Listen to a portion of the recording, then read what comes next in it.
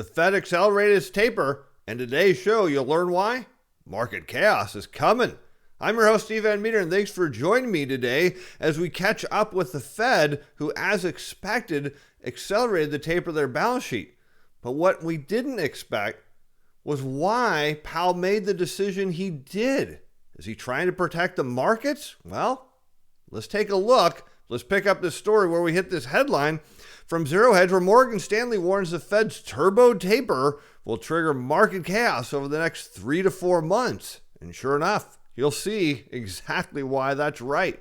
And while Morgan Stanley doubled down on his bearish view this morning when Michael Wilson's latest strategy outlook piece, he warned the Fed's pivot to a more aggressive tapering schedule poses a larger risk for asset prices than most investors believe. And this is exactly what we've been talking about on the show, is how a taper is not good for the markets. But investors just don't believe it. That is why the markets reacted the way they did today. But we're going to break this down, so let's keep going.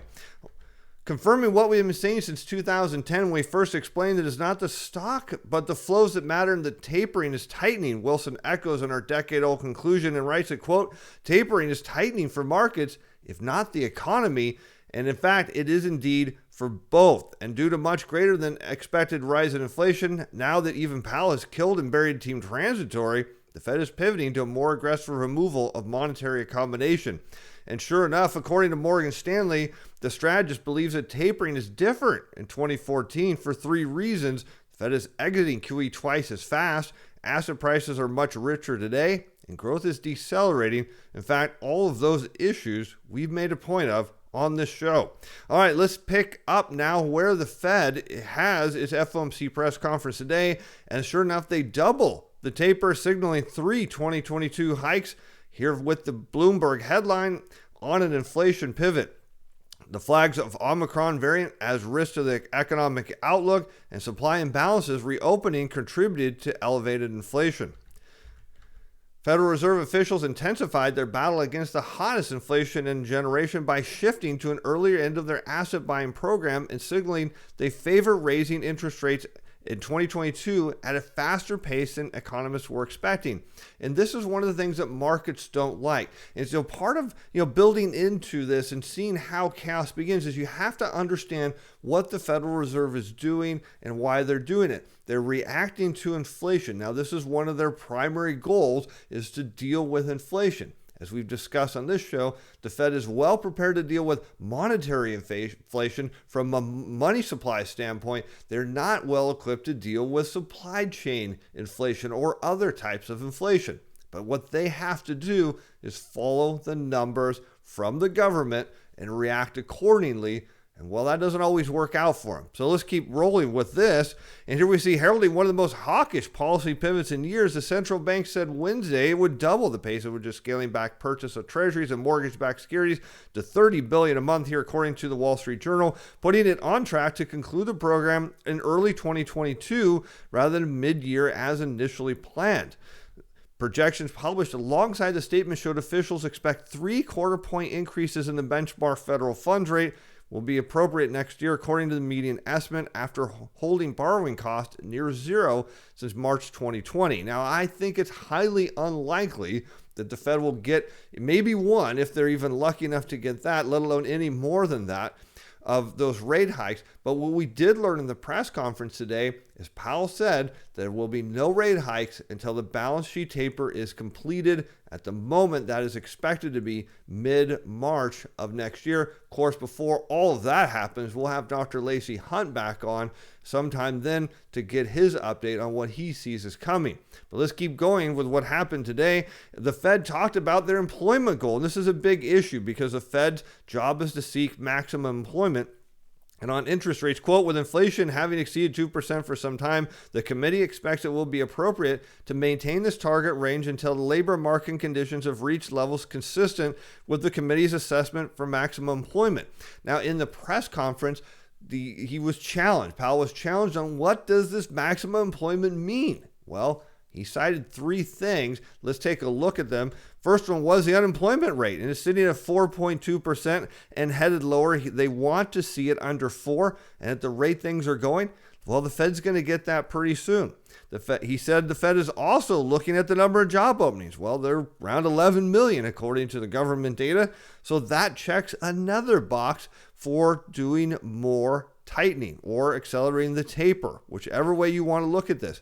And the one thing that perhaps is keeping, 1 foot out of this pool for the Fed is a labor force participation rate, which remains below. Of course, the Fed believes that as wages increase with all these job openings, that more and more people are likely to return to the labor market. Well, we'll just say this: the Fed is hoping that will happen. Now, so what happened in the markets today as a result of this? Because this is, the initial reaction in the markets isn't necessarily what happens over the next several months, or perhaps maybe even worse, next couple years for the equity market. And what is the broad belief that investors have today? The stocks are going up. We're at the early stages of, a decade-long bull market, and this thing's only going higher. But why do we see a reaction to the bond market and the equity market that we did today? Well, we have to go dig into the details of the Fed report. And here we see the economic projections of the Federal Reserve Board members and Federal Reserve Bank presidents under their individual assumptions of projected appropriate monetary policy as of December 2021. Now, I do want to keep in mind, that the Fed's projections are just projections. They're largely worthless. They generally do not come to fruition, but people believe them. And that is the key part, is the psychology of what people believe and then what actually happens. That is the story of where the chaos comes from. Let's keep going, because here you can see the Fed sees in 2022 the change in real GDP is going to be 4%. They're projecting 5.5% growth this year, 4% growth next year. And the reason they're a little bit nervous is they're seeing the growth slowing down. They see the unemployment rate, there you go, below 4. Next year, 3.5% hits their target. They see inflation cooling off but staying above their 2% target. And that is what the issue is. The market reacted to this 4% growth as if the Fed has some magic crystal ball that they're looking at and saying, hey, we're pretty sure this is going to happen, and so we're going to adjust accordingly. But it doesn't actually work that way. And so one of the challenges that investors miss out on is what happens when a taper actually occurs. And we have two excellent examples of that. We have the end of quantitative easing 3, when the Fed tapered their balance sheet. This goes back to November 2014. And then we can fast forward to November of 2017, when the Fed reduced its balance sheet again. And so let's take a look at what happened to the equity markets and the bond markets during those times. And I think you'll start to understand where that Morgan Stanley analyst was coming from, and why I've been cautioning everyone that, hey, this market is really risky, and perhaps taper is not good for it. Let's take a look here. Here's a chart looking at the S&P 500. We're using the ETF symbol SPY, and coming out of November, markets were really bullish. And then they went nowhere for over a year. They were flat, just full of volatility, and went nowhere. Let's fast forward to 2017. The Fed announces a balance sheet taper. Everyone thinks that's growth. Remember, the equity market buys into that growth narrative, rallies, everyone gets really excited, comes crashing down, and for effectively 2 years, goes nowhere. No returns for each case. We saw both tapers lead to equity returns being flat for over a year, upwards of 2 years, no return in the equity market. How about the bond market? Well, similar story today. Everyone's, look, the bond market sold off. Well, did that back when November of 14, taper announcement, bonds sell off a little bit and then go up a whole lot. And what happens again in 2017? Now, you got to remember in 2017, there's a little bit of a different story here, because under the Trump administration, there was this belief that presidents can somehow create inflation. I hope you still don't believe that, because presidents cannot create inflation.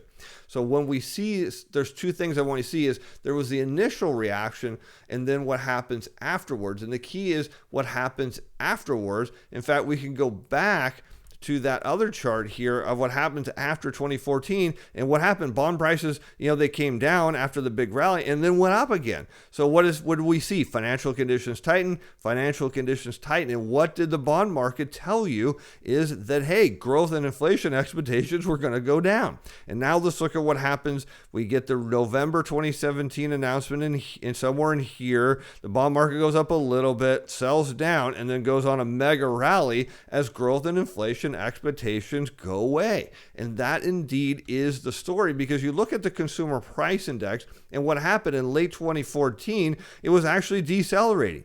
And then you look at 2017, they finally kind of timed this one right. Inflation was continuing to rise, and then it slowed down.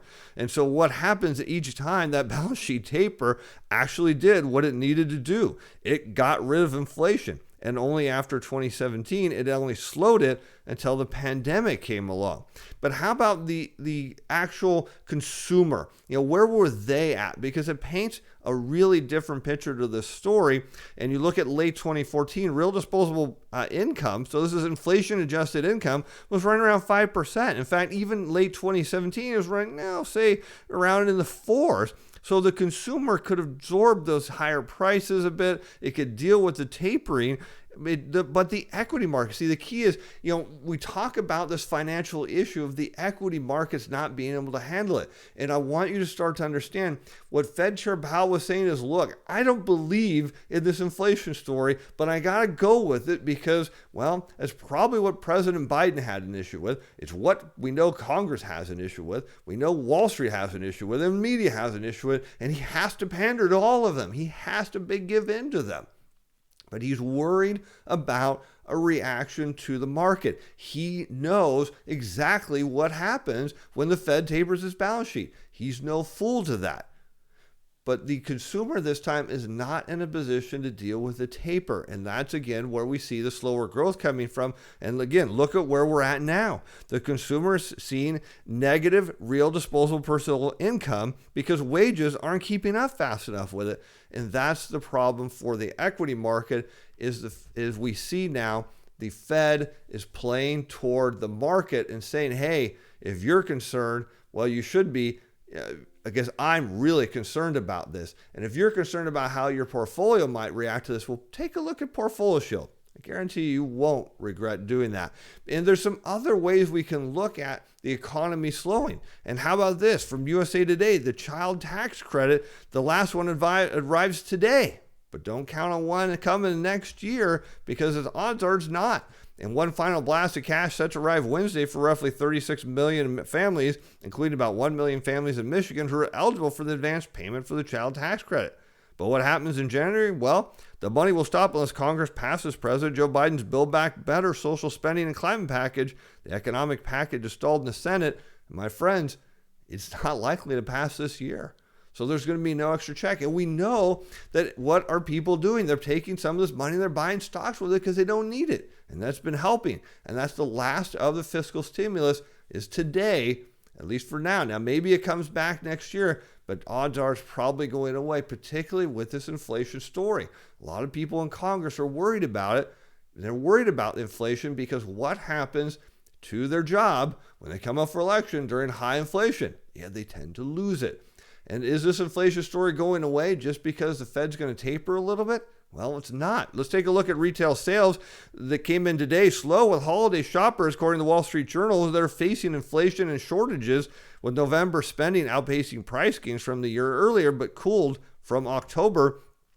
Sales at U.S. retail stores, online sellers, and restaurants rose by a seasonally adjusted 0.3%. That's not, now normally it's a decent number, but right now it's not much. In November from the previous month, the Commerce Department said on Wednesday, that was smaller than last month's increase in consumer prices, and the slowdown from October's, get this, 1.8% sales increase. So you can see a big drop off. And one thing we've talked about in the show is that fiscal cliff that's coming, where all of this government transfer goes away, savings get drained down to normal or below normal levels, and people cut their spending. Of course, we see that in that real disposable personal income data.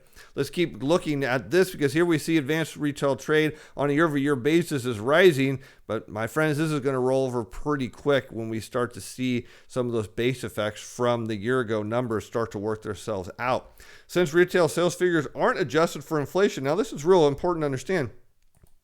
Retail sales come in as nominal. Nominal meaning not inflation adjusted. When you hear the term real, so if you're looking at the economic data and see, just a number, that means it's nominal. That is just what it is. When you see real in front of it, it means inflation adjusted. So this is not inflation adjusted numbers at all. What we see is that higher prices contribute to some of the growth. So that is a factor here. You could actually see people spending less money, but due to higher prices, see retail sales rise.